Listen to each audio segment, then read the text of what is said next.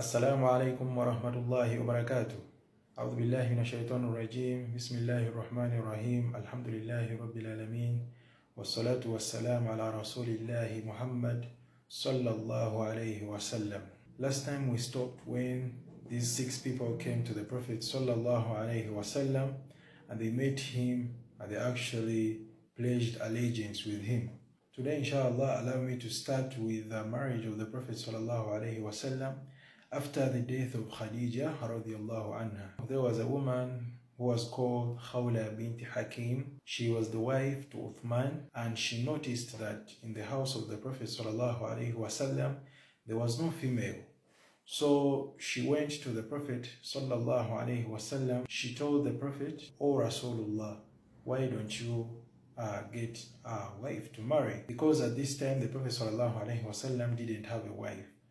When Khadijah died, she was the only wife that the Prophet ﷺ had. So this woman, when she told the Prophet ﷺ asked her who he should marry.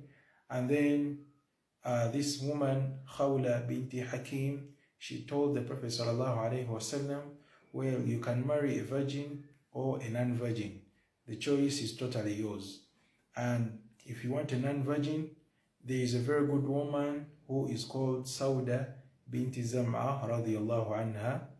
And if you want a virgin, you will marry Aisha radiallahu anha. And Aisha was the daughter of Abu Bakr as-Siddiq. So the Prophet sallallahu alaihi wasallam told Khawla bint Hakim that, you know what, you talk to Sauda binti Zam'a radiallahu anha. So Khawla bint Hakim radiallahu anha, she went to Sauda bint Zam'a and she talked to her, and she told her that the Prophet sallallahu alaihi wasallam wanted to ask her hand in marriage. And this Sauda bint Zam'a was so excited and she was so happy, and she said that, you know what, you first talk to my father.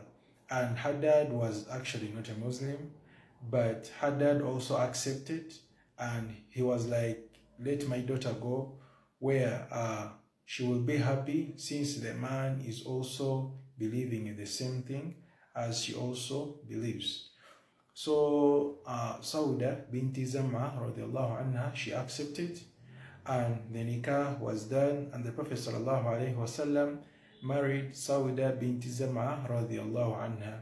And this was the wife that she had after the loss of her beloved wife Khadijah radiallahu anha. So thereafter, as we had said yesterday, the Prophet ﷺ had met these 6 people in Mina. So the Prophet ﷺ taught them about the religion, especially monotheism, worshipping Allah Ta'ala alone.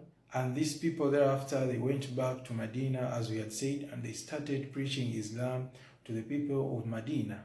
So they spread Islam so much so that in the next year, these people actually, they came back. And by this time, there were 12 men, and from amongst them, 5 of them who were there the previous year. And they wanted to actually pledge an allegiance with the Prophet sallallahu alaihi wasallam. So what was this allegiance about? The allegiance was of several items, but inshallah, we shall speak of 6. And number 1, they said, do not engage in shirk. Do not associate any partners with Allah tabaraka wa ta'ala. And by doing this, you'll be successful. And point number 2, they agreed that we will not steal.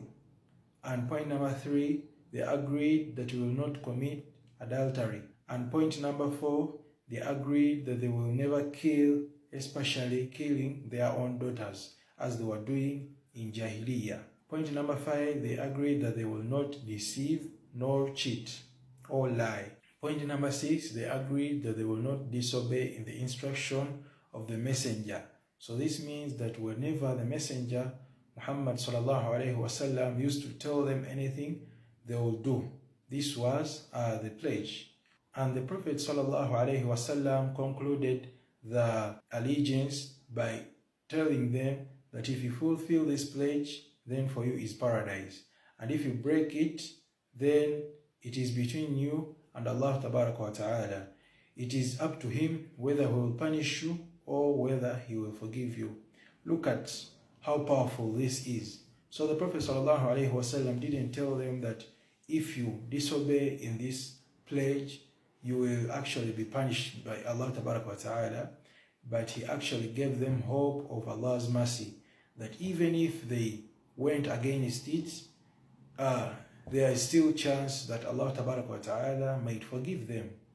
So let's all copy the Prophet ﷺ, the way he used to do his things.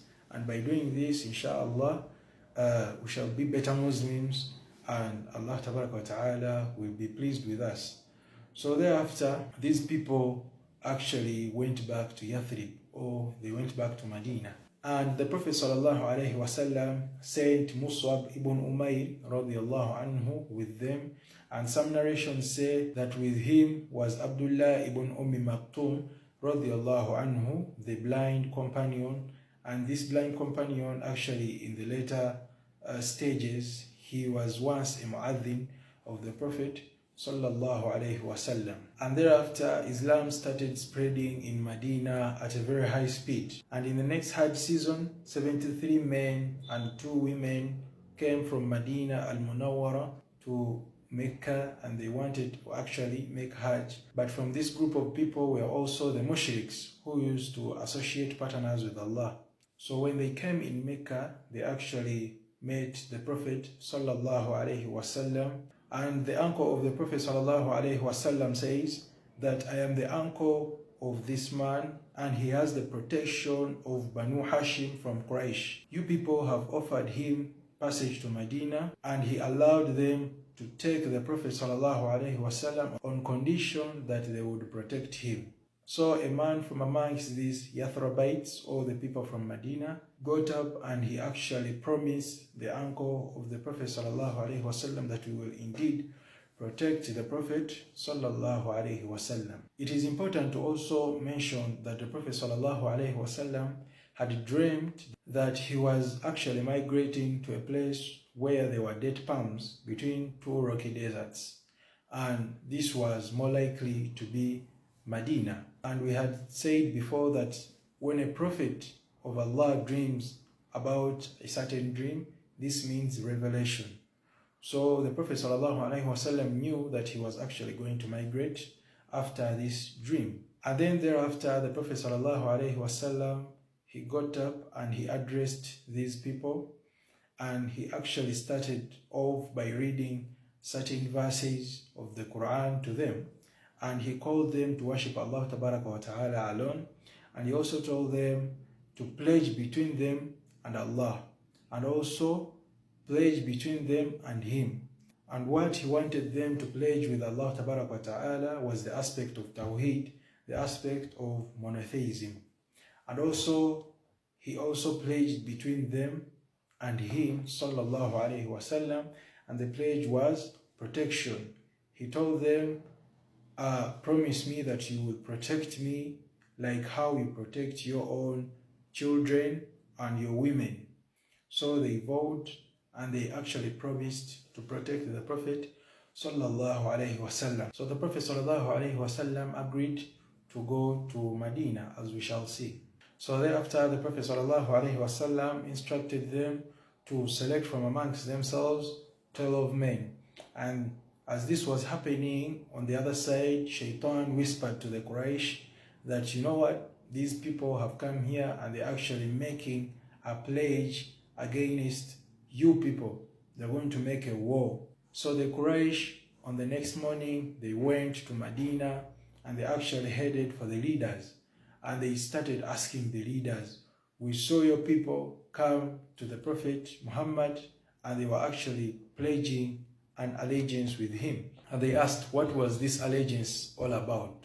Because they were eager to know, and they thought that these people were planning a war against them, which was not the case. So the leaders told them that for us, we don't know anything, because actually these big men were not the one that had made an allegiance with the Prophet sallallahu alaihi wasallam. So thereafter, the hijrah began. And it is also important to mention the first person to make hijrah, and this was Abu Salama and his wife Umm Salamah. And Salama was their kid or their daughter. And Abu Salama, due to the fact that he was being persecuted so much, he told his wife, you know what, let's go to Medina. Perhaps we shall get some help from those people.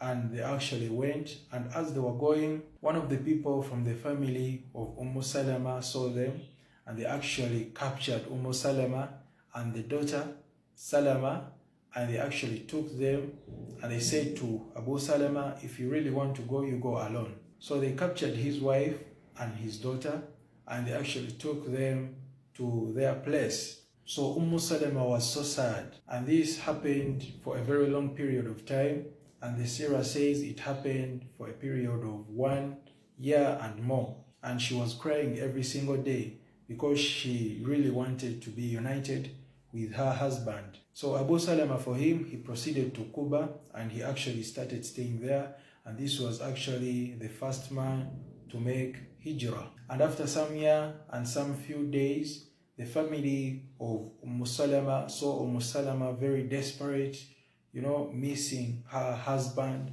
and they actually told her to go. And as she was going, she reached a place, Tan'im, outside Mecca, and there was a mosque which was known as Masjid al-Umrah or Masjid Aisha. So Uthman ibn Talha, he was from the Quraysh. He came and actually met this woman, Salama, and he decided to help her to get to her husband, Abu Salama, in Quba.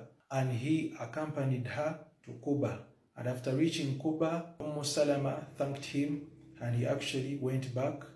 And this man was a very pious man. And later on, this man was known as Radiallahu Anhu. So basically, this is what happened at that time. And inshallah, we shall start from there. The very next day, we shall meet. Assalamu alaikum wa rahmatullahi wa barakatuh.